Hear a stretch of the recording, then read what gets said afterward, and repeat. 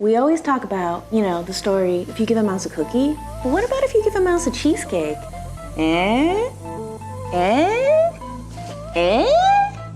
Let's find out. Hi everyone, welcome to One Hungry Mish. It's Mish here. As you can guess from today's intro, it's cheesecake day. I don't normally make cheesecake. I am, however, very good at making cheesecake. So you're gonna learn with all the confidence in the world how to make something that I know some people swear is difficult to make. Other people see how easy it is to make. I promise it's easy. I promise it'll be worth it.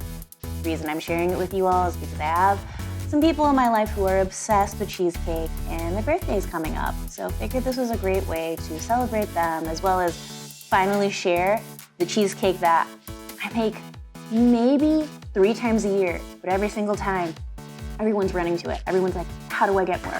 What do you mean you need this? I could never do this. I'm gonna tell you now, you can make more. It's really easy to make. I'll show you how to make it, and you can definitely do it. So let's get started. So to make this recipe, again, it's super simple, but one of the keys to making cheesecake effortlessly is using room temperature ingredients. So what I mean is, in this case, a room temperature 2 bricks of cream cheese, full fat. You also definitely need it to be full fat. If it's not full fat, you're not gonna necessarily get the texture or rise that you want out of this. But this here is a double pack, but basically if you're getting 1 pound's worth, that's 2 bricks of this. Also going to need a ½ cup of sugar, 3 eggs, again, room temperature. Don't leave it out overnight. It's not butter, but you can definitely leave it out for a few hours. It just makes it a lot easier to integrate your products. ½ a teaspoon of salt, 1 cup of heavy cream. I know I just said have your ingredients at room temperature. This is the one thing you probably want to pull fresher out of the fridge. And then 1 teaspoon of flavoring. If you're making classic, you want vanilla. If you're doing flavored, so you all are gonna make fun of me, but the people who I'm making this birthday cheesecake mix for, they love 𝘚𝘵𝗡. So if you see a purple one, don't judge me, but I'm definitely gonna make classic as well. And then of course your crust. I'm a little extra. Decided to make my own crust for this because as you can tell, it's a little bit of a celebratory event here. The crust doesn't have to be hard to make. The details are in the blog. But basically 10 to 15 cookies, graham crackers, what say you, about 3 tablespoons of melted butter, could be vegan, could be dairy, so shortening technically in that case. Mash it together, mix together, throw in a pinch of salt, add in 1/3 cup or about 70 grams of sugar if you're using graham crackers. Don't really need it if you're doing more of the filled chocolate cookie that I'm using here. Bake for 10 to 12 minutes at 40 Fahrenheit, may even to go down to less if you're using something like mine, like 8 minutes even. Boom, here we are. So enough delay, let's actually get to delicious cheesecake. We preheated the oven to 325 Fahrenheit or 160 C.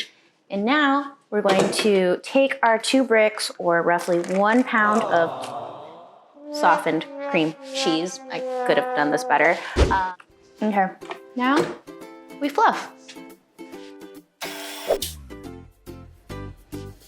So for those of you curious as to what fluffed, softened cream cheese looks like, there's some definitely stuck to the spatula, but it's this. It's light, it's fluffy. So I'm adding the sugar and now I'm going to basically treat it like a traditional creaming. And don't feel bad if you need to stop and scoop down, or scoop out in this case, any pieces of cream cheese that you think aren't getting mixed in, because your gut's probably right. Yeah, just make sure this gets fluffy. Like fluffing for step 1, this is what happens after it has been through the creaming process. Texture-wise, it's pretty reminiscent of like a really thick cream cheese icing. But we're not making that. We're making cheesecake. So now we're actually gonna add in the eggs and salt. In the perfect world, I'd probably have pre-cracked these and then just thrown them in. But that's not who we are today, and that's okay. Hope everyone's doing well, by the way. I know this time of the year can be hit or miss depending where you live. Being in the Pac Northwest, if you skip your vitamin D, you definitely feel the grays, the blues, the downers. So make sure you're doing what you need to fill your cup. Now we're just gonna beat this together. Okay, for those of you curious, you can see a little bit of that ribbon drip here, but this is what it looks like now. As you can see, I don't have confidence pulling this away, but now would normally be when I would add in the heavy cream. I'm saying normally, because I still gotta actually measure that out, so one moment, please. Back with that 1 cup of heavy cream. You can also use half and half. It does create a lighter product. I'm just going to pour this in. I know I said I'm making more than one flavor today, so what I'm going to do, and you can either do it one of two ways. You could either divvy up the amount that would normally be your whole teaspoon into the related flavors, or in this case, since like I said, the people in question include an 𝘚𝘵 fiend, I'm actually just going to amp up the flavors more. I'm putting the 1 teaspoon of vanilla that you'd normally put in the recipe regardless, you know, if it were a classically flavored one. And then I'm going to split some of this and put half a teaspoon of 𝘚𝘵 flavoring in there. And I'm sure for some people you're like, man, this looks pretty liquidy. I promise you it's supposed to be that way. Remember, at the end of the day, you have a pretty chill filling that goes to make this cake. It's not like cake batter where you end up with a dry, crummy texture, or you know, varying degrees of still crummy. This here is just going to be that dense, flavorful, like, I wanna say buttery texture, but I know that's wrong. It's indulgent, just trust me. Hopefully you've had cheesecake before, so you know what I'm saying actually means things. But I'm going to not make a mess and pour some in here for specific flavorings. I spared you all through some camera magic, the joys of mixing 𝘚𝘵 and then trying to pour it, because poured the classic first, as you can see here, and then added the 𝘚𝘵 because like I said, don't at me, for their birthday, they freaking love 𝘚𝘵, they freaking love cheesecake, at them, but it's also their birthday, don't do that. So put that in here. You can see some parts have a little bit of the swirl where I could have probably integrated it a little better, but c'est la vie. So oven is at 325. I'm actually, before I put this in the oven, I'm going to put in the lower rack. So if you read the blog, this highlights this pretty early on. I'm gonna put in a deep pan with water. This helps create a steam effect that helps support the rise and gentle cooking without creating cracks in our cheesecake. So sometimes you see it, you know, a tasty, tasty cheesecake, but it looks a little rustic up top.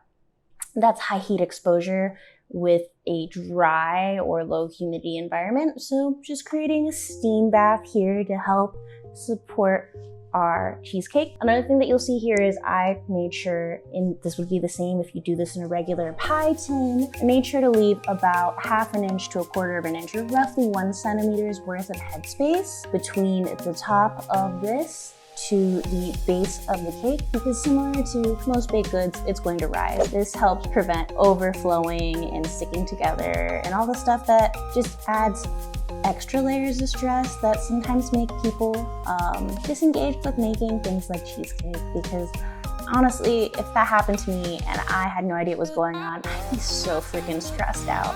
So hopefully this helps take out some pain from it. But throw this in the oven for up to 25 minutes, and then I'll see you on the other side. Okay, misspoke earlier when I said 25 minutes.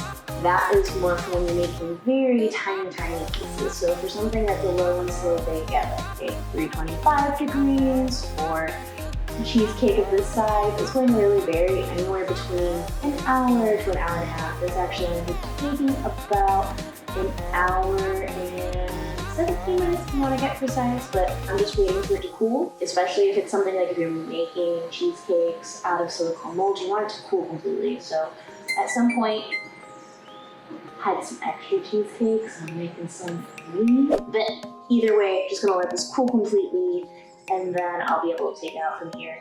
Same with the cheesecake, you know, if you put it in your traditional tin, you want to cool a little bit at air temperature for at least half an hour, gauge it, you know, it still feels like there's a lot of heat wafting off of here. It's not the time to stick it in the fridge or serve right away.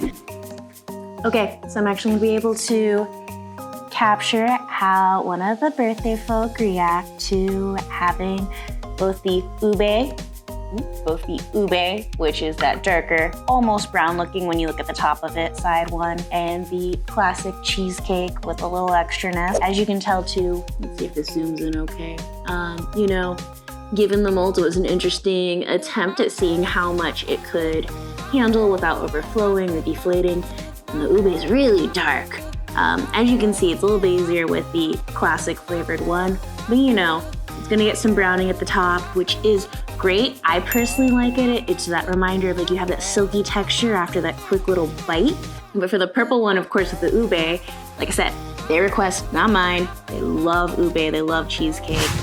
If I don't get to capture their full reacts, truly this time, stay hungry. This looks delicious. I'm excited. It kind of reminds me a little bit of that cheese tart surface with the browning, but it still is, at the end of the day, a New York style cheesecake, so enjoy.